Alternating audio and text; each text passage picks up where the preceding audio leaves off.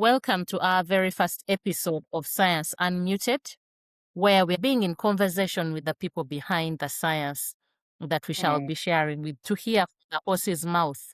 What is it that they're doing? Why are they doing it? And how is it going to benefit African consumers? And this afternoon, we are excited to have our very first guest, Dr. Leticia Nakimuli, who is a social scientist. Dr. Leticia, please introduce yourself.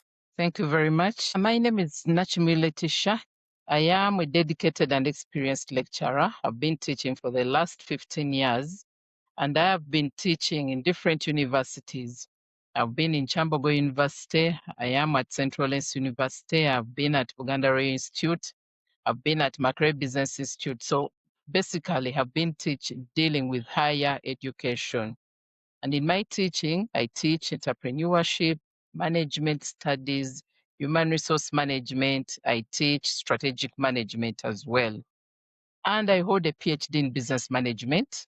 My academic contribution is mainly in teaching in entrepreneurship and dealing with women at different levels as part of my community engagement. I mainly offer short courses to the women to see them move from where they are to another economically empowered position. So today we are going to focus on your PhD. You've told us that you have a PhD in business management, but Yes. specifically you studied women groups and women financial groups. And that is the focus of our conversation this afternoon.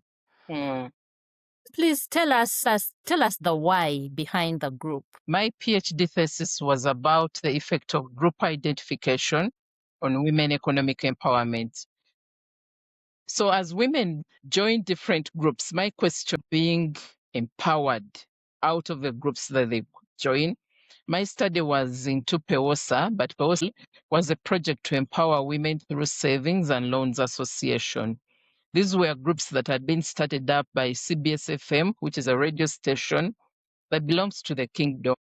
So, but as they formed the groups with an intention of empowering them, today as we speak, we have close to 600 groups that are in Wachiso, Masaka, G districts, mainly in the central area. Some of them have now been started still in Ruwero, and women are still coming together. So that was my major concern. These groups, as we look at them, you would find that people are going to have the in-group ties, people are going to have the in-group affect, people are going to have the centrality. The in-group ties will help us explain the kind of connections that you have. Yes, you could come 8 or 10 of us, but then you would find that out of the 10 people, you as a woman, you're more connected to around 4 of them. But after joining, do you feel the group at heart? Do you feel that you really wanted to be in that group, or you are there to please whoever encouraged you to come and join? Why was it important for a woman to belong to a group? Women belong to these groups because, one, they are friendly to the people they stay with. Others have needs they feel that they cannot easily achieve as individuals, and they need to do that with other members. Others joined groups because they're just persuaded, and maybe they don't really have a reason of why they should be part of them. Others, it's because they want to achieve economic empowerment, and they feel they can't do it as individuals, and they have to be helped to achieve. In your thesis, you discovered that while these groups, PEWOSA, which you studied, they help women save, they don't always lead to total financial autonomy or sole decision-making home. Why is there that, and how can we close it so that women can truly own their economic power?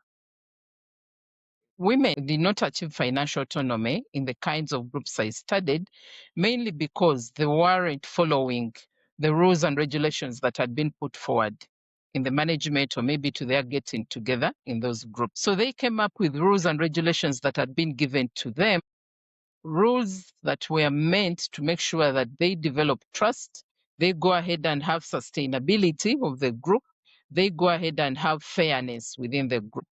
And time T, we only get a profit because a particular woman is going to go ahead and borrow. But if we do not follow the the rules that were given to us, the financial autonomy did not happen. Why? People ended up borrowing money to those that were closer to the leadership.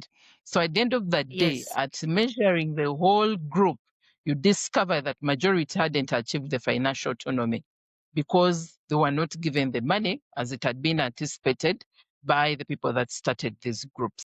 So trust was dying out in the group. So at the end of the day, we found that it is only a few that were gaining or achieving financial autonomy because they were able to access the funds of the group, and the majority hadn't achieved that. But of course, as we say, empowerment is a process. More needs to be done to make sure that these women are empowered. Okay, great. That is well understood. Follow the rules and regulations. If you do not, you will not get the benefit of belonging to a women's group. Yeah. But your study suggests that for women in Uganda, the group is the engine, the group is the way to go. Yes. Is it really true that being a sole entrepreneur and working in a group is better? And why? Mm. Okay. Thank you. Groups are a way to go, more so to a woman that is not really having a lot of money. But of course, before we join the group, the scientific process would begin with self assessment. The woman needs to understand herself. Understanding, will explain it in terms of your emotional stability, your willingness to work with others, your willingness to contribute to the group. If you understand those, then the next step would be for you to acquire knowledge. Knowledge is not necessarily going back to class or having gone through primary, secondary, and tertiary. No.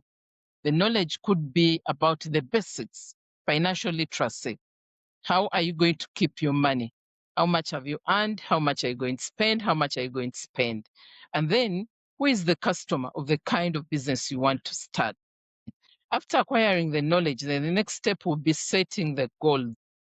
Why being an entrepreneur? Or why do you want to start up a business? Setting the goals will help you measure yourself at a particular time, because as we set the goal, we are going to go ahead and attach timeline. So this is easier for the other woman to go ahead and measure and be able to know how far he has come, where he is, and maybe what he needs to improve. So in simple terms, the whole process begins with self-assessment. If you feel that you cannot really work in the group, then you can work as an individual. Yes. My one major recommendation is women should join groups. Join groups, make sure that the rules and regulations are followed. Let's try to trust each other. Let's try to be fair in whatever we do. Let's try to involve every woman that has joined the group. Then women economic empowerment will be achieved.